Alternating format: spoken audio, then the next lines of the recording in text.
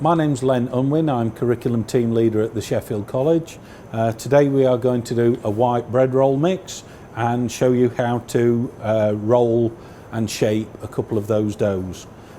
For the white bread roll mix we need a strong white flour containing a high level of gluten, which gluten is the protein within the flour, creates a high level of elasticity and allows the dough to rise. We have water, tepid water. If we had a temperature probe, we'd probe it at around about 36 degrees. You can go colder, it just means your dough takes longer to ferment. But if you go hotter, you're starting to risk killing the yeast. The yeast we're using today is a fresh yeast. A nice fresh yeast is soft to the touch, has a nice beigey brown colour. As it starts to get older, it goes grey, crumbly, and then goes very, very tacky. We have a small amount of salt, which we must keep away from the yeast in direct contact. We don't want that yeast and salt to come into contact because it will kill the yeast. A little bit of sugar, which acts as a food towards the yeast, and a small amount of butter. The butter isn't always necessary, you can do it without the butter. It just adds a nice little bit of richness and flavour, but it also increases shelf life. So, very simply, we're going to take our flour and a sieve, and we're going to sieve that flour just to make sure we've not got any impurities in there.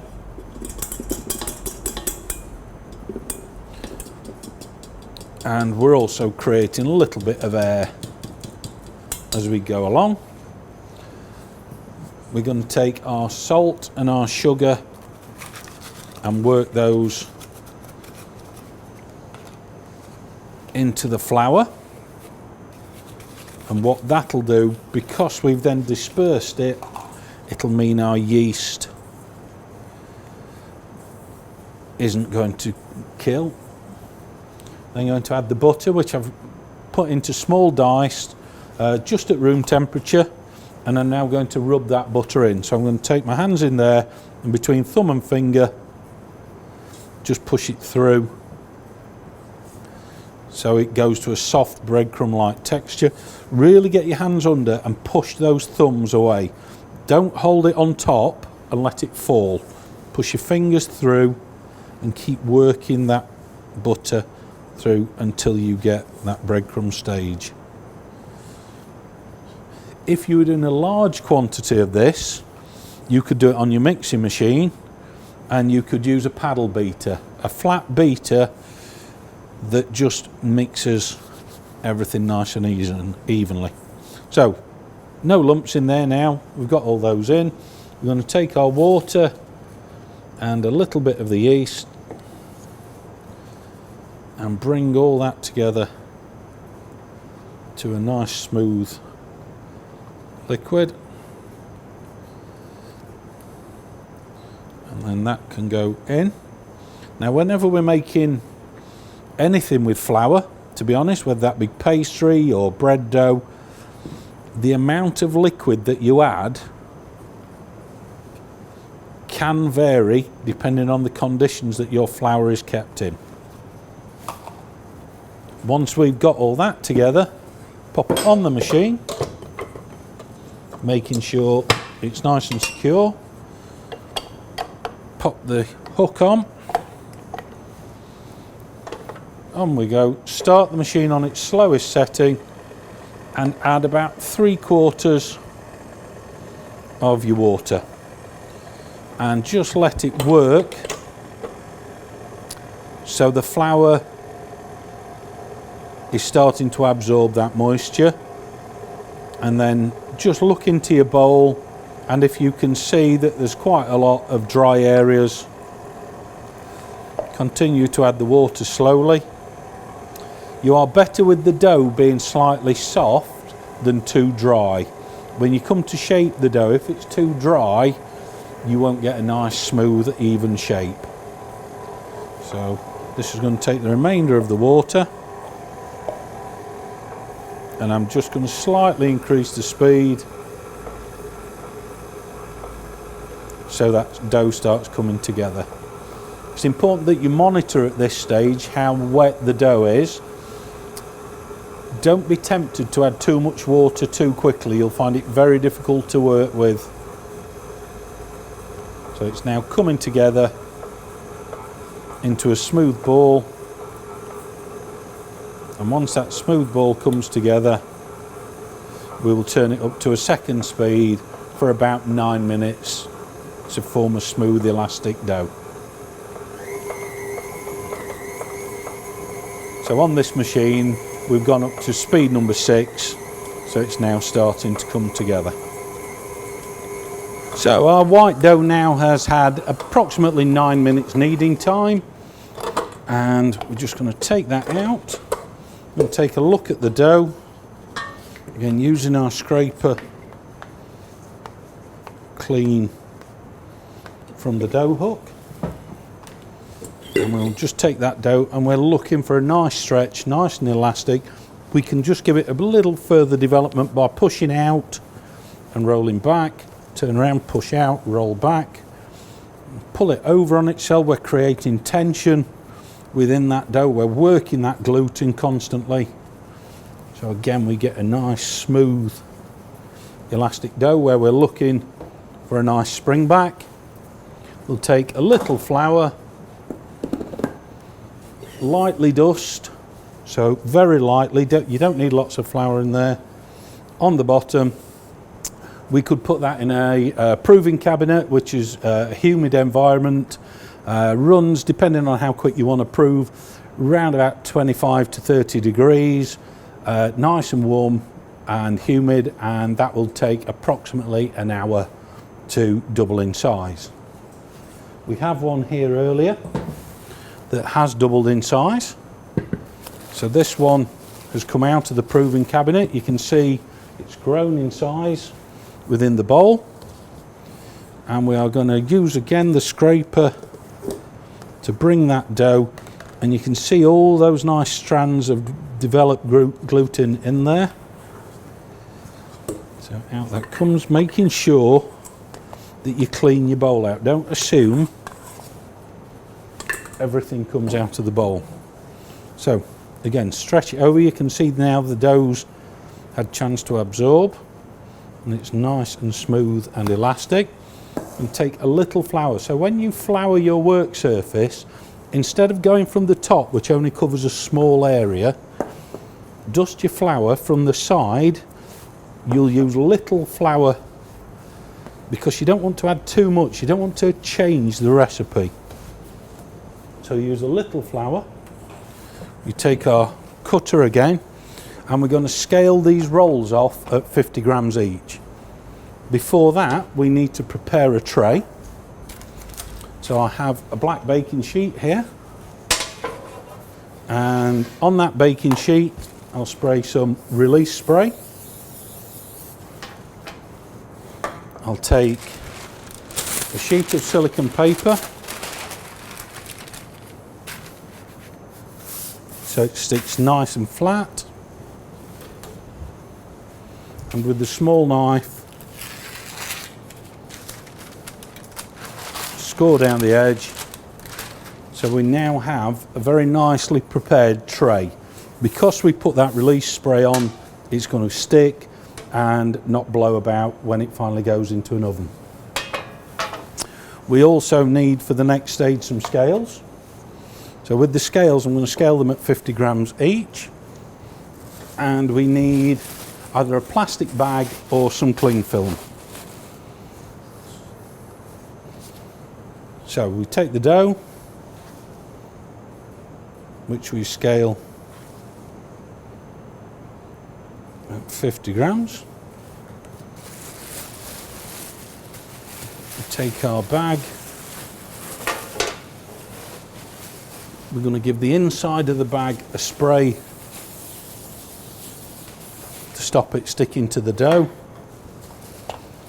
and put your bread in. What that will do, it'll stop the dough skinning over. Sometimes, if you're working in dry conditions, the dough can develop a skin on top, and that skin will then, when you shape your bread rolls, go into the roll and it'll be hard little bits of dough.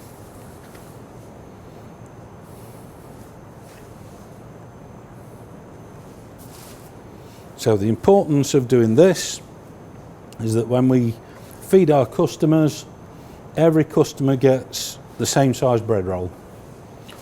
You can scale bigger, you can scale smaller, but I think 50 grams is the perfect size for a dinner roll.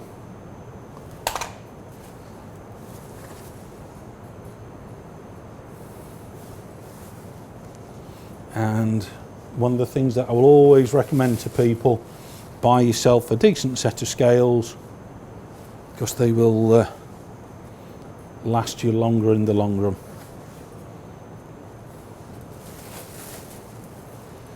So I'll put that dough to one side for now and finish that later, and I'll show you how to roll out these bread rolls. So if I was doing lots of these, I'd work with a partner, so they could be doing the scaling while I can be doing the shaping. So fold the bag back, and we don't want flour on there, we take our dough, just pull it over on itself just to start the shape coming down, and you'll hear it's slightly tacky. I'm going to use that part of my hand, press down, and then bring my hand up to a shape. So down, roll firmly, and then bring up to a shape. So again, just bring your edges in. So all I'm doing again is creating that tension. Down we go to a shape.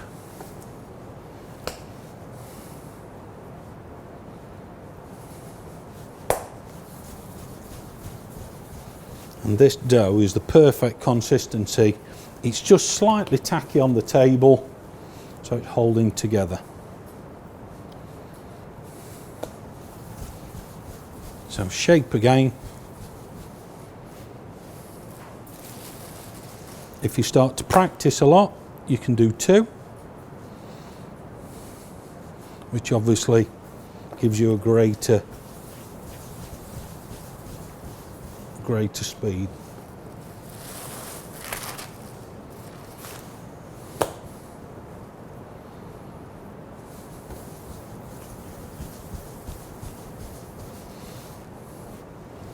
So they are our basic white bread rolls. What we can do is just develop that further. So take one of the first ones, and on one side, push down. Turn it round, other side, push down. Now, the nature of the bread will always want to spring back. So we will do that process twice. Because what that does, it allows that dough just to relax back a little bit. So do one more. So you can do it either one-handed and turn it, or two-handed. And then go back to your first one, and you'll know it's better because immediately it looks smoother.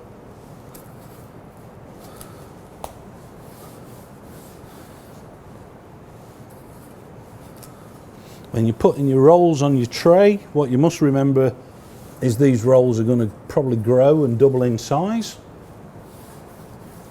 So make sure that they've got plenty of room in between them. So with our bread rolls, I'll just show you a couple of techniques that we can use to finish them. Really simple ones.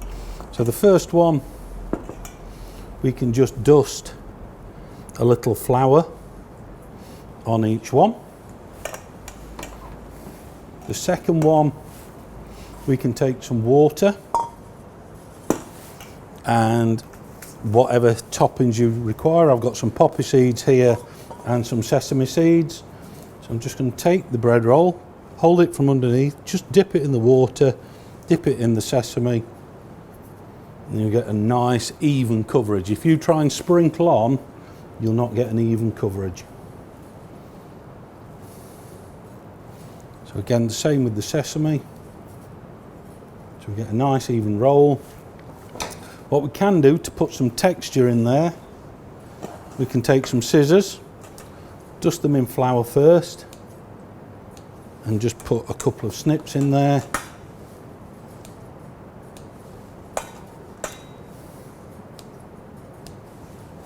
Like so, and then just that little dust.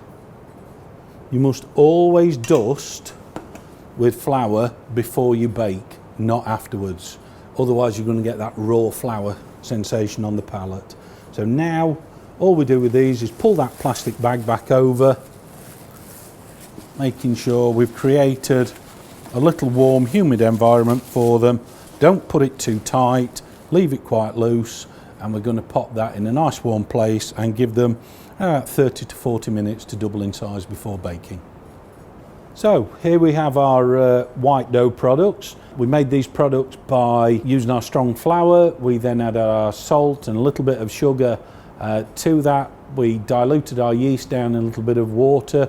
The water temperature was about 36, 37 degrees. Made a really nice smooth dough, and then we bulk fermented it. So instead of it being a starter added to a main dough, we completely fermented the whole of the dough. So the bulk fermentation time was approximately an hour to an hour and a half.